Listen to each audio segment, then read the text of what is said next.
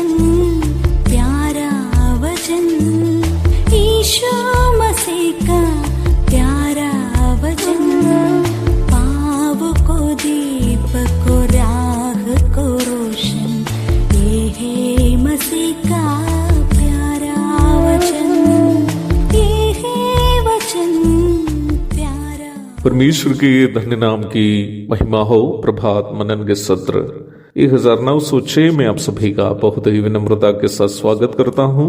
आइए आज के मनन के लिए हम पढ़ते हैं इब्रानी अध्याय 7 पद 9। तो हम ये भी कह सकते हैं कि लेवी ने भी जो 10वां अंश लेता है, अब्राहम के द्वारा 10वां अंश दिया। प्रभात मनन के बीते सत्र में हम 10वां अंश की प्रथा के संबंध में पुराना नियम की परिप्रेक्ष्य में चिंतन किए थे। निम्न चिंतन के अंत में मैं आपको ये बताया था कि हम अगले सत्र में इसी विषय पर नया नियम का उपदेश पर चर्चा करेंगे। पुराना नियम और नया नियम के बीच तुलनात्मक अध्ययन करते वक्त प्राथमिक रूप में हमें समझने की एक सच्चाई यह है कि पुराना नियम बातों की परछाई और नया नियम बातों की परिपूर्णता है, अथवा व्यवस्था में दी गई बातें प्रतिबिंब और नया नियम में उसका असली रूप है। कोलोसी अध्याय 2 पद 16 और 17, इब्रानी अध्याय 10 पद 1। इब्रानियों की पत्री का अध्ययन करते समय यह बात अवश्य मन में याद रखनी है। ये मापदंड अथवा क्राइटेरिया 10वां अंश नामक विषय पर भी लागू है कि पुराना नियम छाया है और नया नियम उसकी असली रूप है। परमेश्वर को देने के संबंध में न्याय व्यवस्था में दी गई विधियां एक न्यूनतम सीमा अथवा मिनिमम लिमिट था, अर्थात इस्राएलियों के लिए उससे कम परमेश्वर को देना परमेश्वर के सामने उनको दोषी ठहरने की बात थी।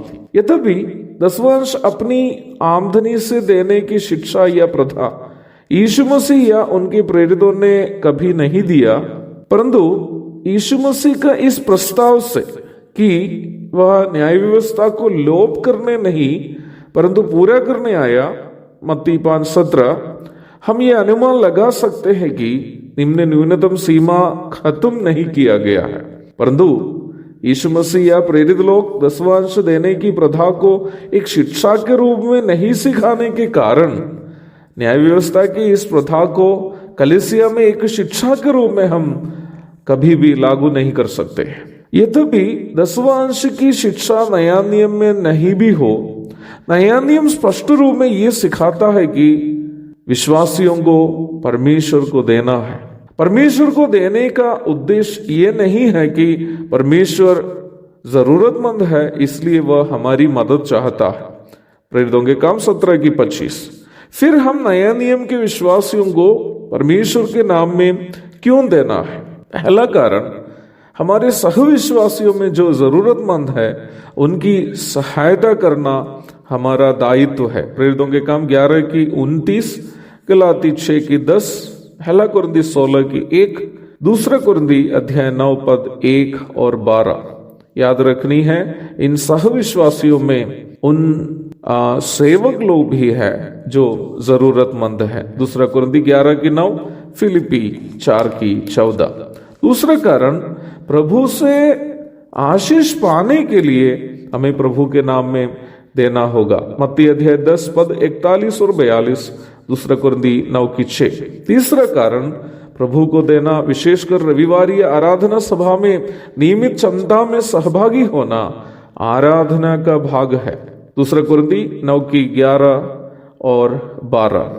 आगे हम देखेंगे कि नए नियम के विश्वासियों को प्रभु को देने का क्या क्या विकल्प है, हम कैसे कैसे प्रभु को दे सकते हैं। पहला, रविवारीय सभा में उठाने की भेंट में हम अपने अनुदान को डाल सकते हैं। याद रखिएगा, रविवार में कलीसिया में विश्वासियों के द्वारा डालने वाली आर्थिक भेंट ना ही पास्टर का वेतन है, ना ही किसी संस्था के लिए दिया जाने वाला अनुदान है। निम्न भेंट जरूरतमंद विश्वासियों की मदद करने के लिए, अर्थात उसी कलीसिया के या किसी दूसरी कलीसिया के जरूरतमंद विश्वासियों की मदद के लिए उठा ली जाने वाली भेंट है। कलीसिया चाहने पर उस कलीसिया में सेवा करने वाले प्रभु के दास की भी आवश्यकता की पूर्ति के लिए उसमें से एक हिस्सा दे सकते हैं। 2 कुरिन्थी 9:12। दूसरा, विशेष परिस्थिति में अपनी या दूसरी कलीसिया के जरूरतमंद विश्वासियों के लिए स्थानीय कलीसिया में प्राचीनों की देखरेख में इकट्ठा किया जाने वाला चंदा में हम अनुदान कर सकते हैं। प्रेरितों के काम अध्याय 11 पद 28 से 30 तक। तीसरा, सुसमाचार प्रचार करने वाले एवं वचन सिखाने वाले प्रभु के दासों की मदद के लिए आर्थिक सहायता भेज सकते हैं या दे सकते हैं। गलाती 6:6, फिलिपी 4:15, 2 कुरिन्थी 11:8। अब हम ये देखेंगे कि हम किस मानसिकता से प्रभु को देना है। पहला, कुड़ के या दबाव से नहीं देना है, बल्कि हर्ष से देना है, क्योंकि हर्ष से देने वाले से परमेश्वर प्रेम करता है। 2 कुरिन्थी 9:7। दूसरा, कोई प्रभु के दास को या मसीही विश्वासी को देने पर दान करने की मानसिकता से नहीं, बल्कि प्रभु के दास को प्रभु के दास और विश्वासी भाई या बहन को विश्वासी भाई या बहन समझकर हमें देना है। मत्ती अध्याय 10 पद 41 और 42। तीसरा, इस बात को जानते हुए दे कि हम जिस हिसाब से देते हैं उसी हिसाब से ही प्रभु हमें वापस भी लौटाएगा। 2 कुरिन्थी 9:6।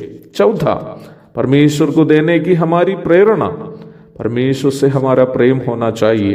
1 कुरिन्थी अध्याय 16 पद 2 और 14। अवश्य याद रखे प्यारो, यरूशलेम मंदिर में कई लोग दान डाले, शायद अपना 10वांश, जो बड़े बड़े रकम थे, परंतु प्रभु ने उस विधवा महिला की प्रशंसा किया जो 2 सिक्के डाली है, क्योंकि उन्होंने अपने पास जो कुछ था पूरे 100% डाल दिया, क्योंकि वो महिला अपने पूरे हृदय से प्रभु से प्रेम करती थी। समाप्त करने के पूर्व ये भी कहना चाहता हूं कि प्रभु को देने का ये दायित्व केवल विश्वासियों का नहीं, बल्कि प्रभु के दासों का भी दायित्व है। एक और शुभ दिन की धन्य कामनाओं के साथ आज का मनन मैं यहाँ समाप्त करता हूँ। प्रभु आप सबको आशीष दे। आमीन।